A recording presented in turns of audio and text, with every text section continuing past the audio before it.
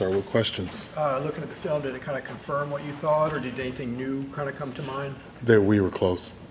Like, it wasn't exactly what I thought. I was a little more disappointed right after the game, and then seeing the film, it brought a little more life into me, just because if we can execute, and there's a lot of things that we can actually fix.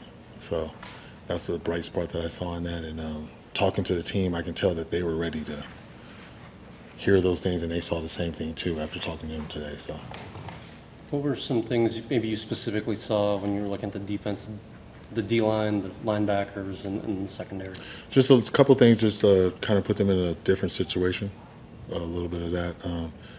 Tackling was an issue.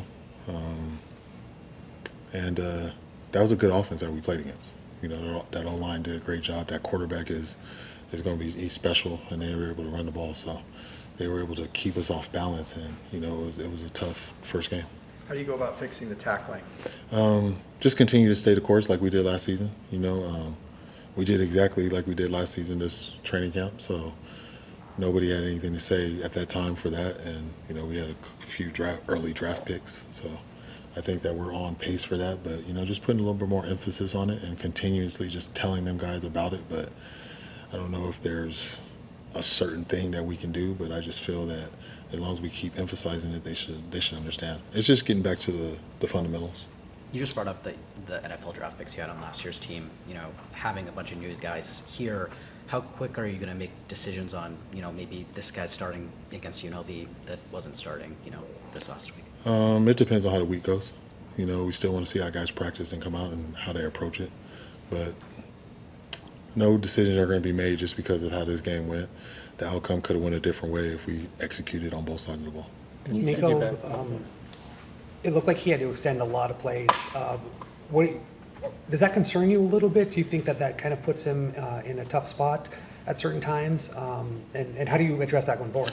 Just the only thing I was worried about is him just sliding. That was it. He's a very athletic kid. He's played multiple sports.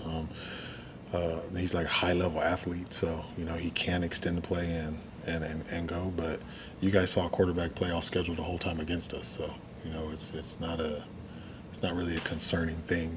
That I think the O-line did a good job in protecting him, and we just got in a situation where we had to be one-dimensional just because of the score. So they were able to pin their ears back, and they knew what was coming.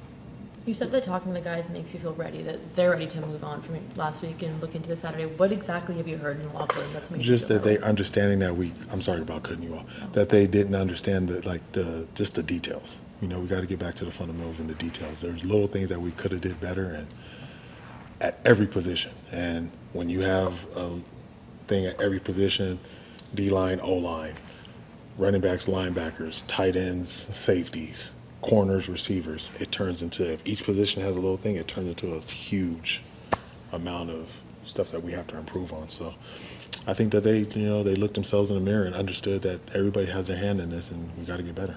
Are there any guys that have kind of unexpectedly stepped up in that leadership role? There's a few. I'm not going to just call them out just because, but I just like the way that the whole team, their energy was. But most definitely there was a few. Injury-wise, did you come out okay? Like Quasi was limping around maybe a little bit second half? Or? Yeah, he got rolled up on a little bit, but other than that, he was fine.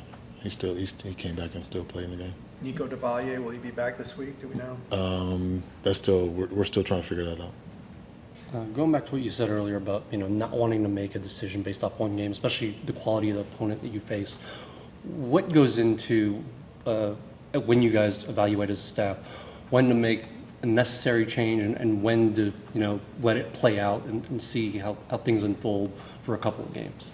If somebody's out there completely busting, then you got to fix something.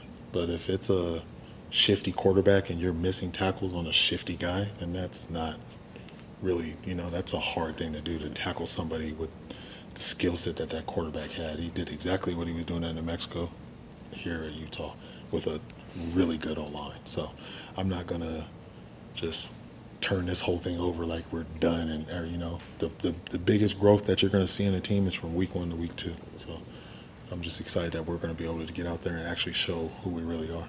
When you went back and looked at film, what did you see from the run game? What did you like? What did you not like? We just weren't able to establish it and stay with it. The score kind of got to a point where we couldn't hang our hat on the run game anymore. But, you know, Anthony Woods came in there and had some runs. Berger did the same. Jett also, too. So if we can just continue to give them more touches, you know, we can be successful in the run game.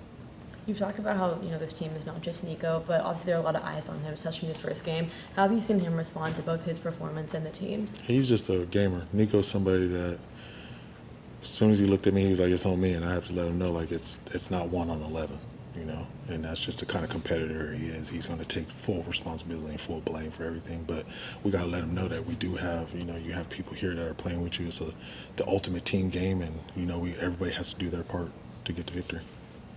What does a game like that tell you about, I guess, where you guys need to be against bigger physical opponents, especially once, you know, you do enter Big Ten play and those kind of opponents become a little bit more common?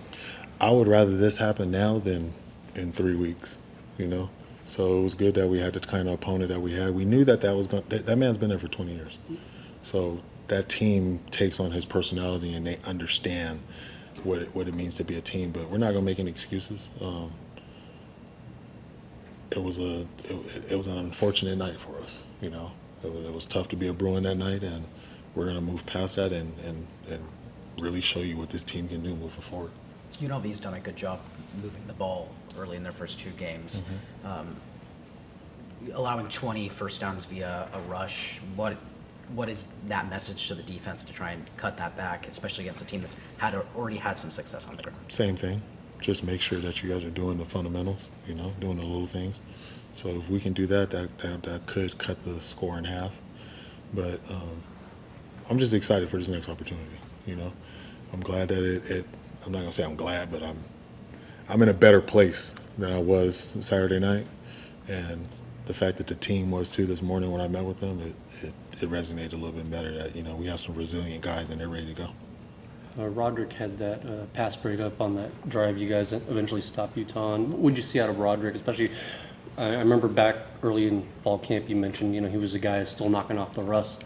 And for him to, you know, already be thrown into a starting role like that, what would that say about the way he was able to get himself ready for the season and, you know, perform last? The rest was more of just, you know, he's a great athlete. He ran track all the way to June, I would say. You know what I mean? So it's more of rust of just being on the field and playing ball, you know, but he got all that out and you were able to see him make plays downfield. So Roger's he's a special type of talent, and I'm just glad that he picked us and he's on our side.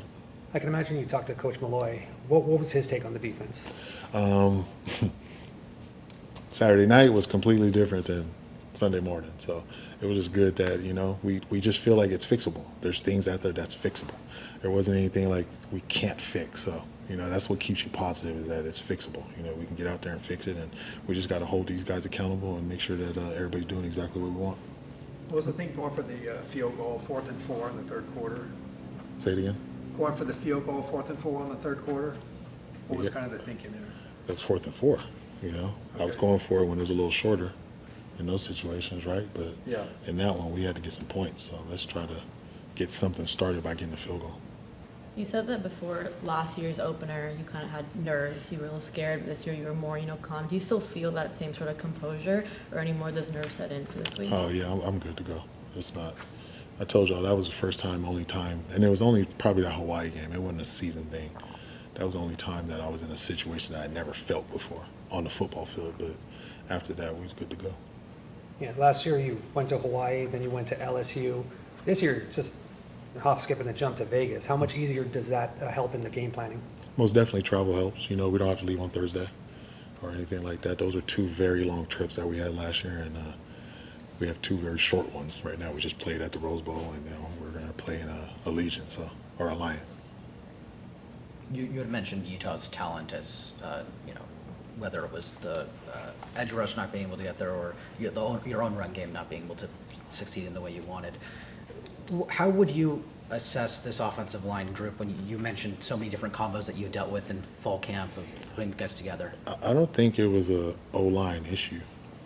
So I'm not going to sit here and say that the O-line did this and put us in this situation.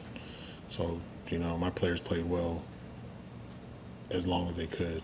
And it wasn't an issue of a one-sided thing on offense, like the O-line's not protecting him. he's a quarterback that can extend plays and run around. In 2016, I was with Texas Tech, playing with a guy that could dominate off schedule. So it's not a. We just played against a really good O-line, right? Did he stay in the pocket, or was he running around? Which one was it? No, he's running around. Okay, you see what I'm saying though. So it's when you have an athletic guy and he can extend plays, and he's going to do that. One thing I would like for him to do is slide.